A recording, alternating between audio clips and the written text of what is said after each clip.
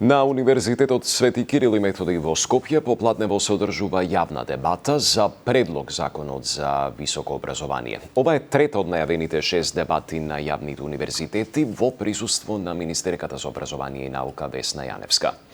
На Универзитетот е Елизабета Дамјановска Спасеновска. Бети, добар ден и повели да чуеме кои се забелешките на професорите. Добар ден, токму така се наоѓаме на Филолошкиот факултет во Скопје, каде што пред малку започна на четвртата јавна дебата од најавени 6, во кој што професорите како представници од универзитетите низ државава ќе имаат можност преку јавна дебата и расправа да укажат на забелешките кои што тие ги имаат, а се поврзани со новиот предлог закон за високо образование. Дел од оние професори кои што пред почетокот на дебатата застанаа пред камерите ги објаснија нивните ставови и несогласувања поврзани со новиот предлог закон за високо образование. Деканите на факултетот за драмски уметности и на факултетот за музичка уметност велат дека со овој нов предлог закон воопшто не се земаат во предвид спецификите кои што ги имаат факултетите од кои што тие доаѓаат и остануваат на ставот кој што и претходно беше споменан повеќе пати во јавноста дека се нарушува автономноста на факултетите. Предлагам тука да ги слушнеме нивните изјави. Генерално, од законот очекуваме поголема автономија за универзитет и тоа е една од нашите основни приоритети, тоа како функционалната, така и финансиската и кадровската автономија. Очекуваме дека некои делови кои што во моментот сметаме дека се пререгулирани, ќе бидат релативизирани, ќе бидат отстранети за да може да се остави исто така поголемо автономно право на универзитетите да донесуваат посебни критериуми кои што ни се битни за избори и реизбори во звања. За жал, ние се занимаваме со некои други периферни работи, но никогаш не го поставивме што значи тоа квалитет во високо образование.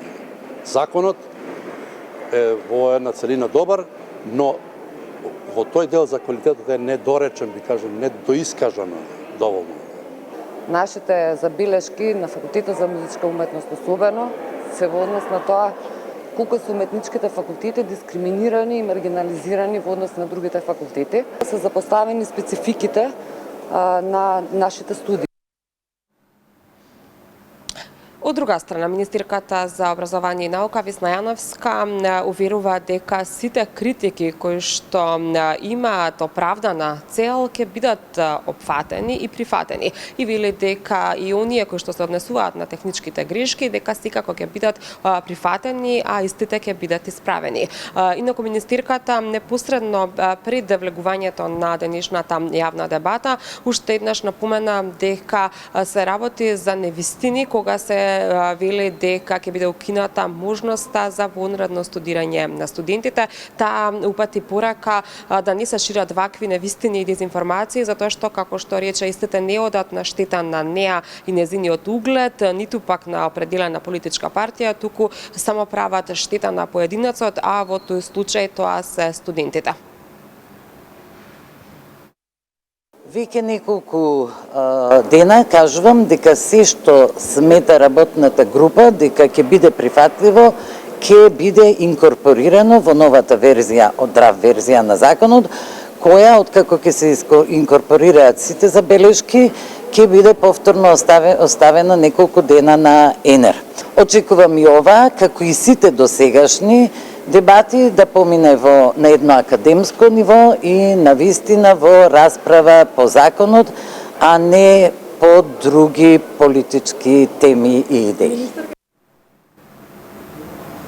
Инаку, новиот предлог закон за високо образование е веќе поставен на ЕНЕР и сите коментари и критики кои што ги има филата кои што се поврзува со овој закон, ќе може истите да ги остави. Инаку, една од оние поголеми критики кои што се однесуваат на овој нов закон за високо образование е тоа што предложениот закон вели дека кандидатите за редовен вонреден професор и доцент треба да исполнуваат одредени услови кои што досега не биле во прашање прашање, односно ќе треба да објават меѓу 6 и 7 научни трудови во меѓународни познати списанија, што отвори голем револт меѓу универзитетските професори. Ова се засега информациите кои што ги имаме од тука, а ние и понатаму ја следиме состојбата и дебатата околу новиот закон за високо образование.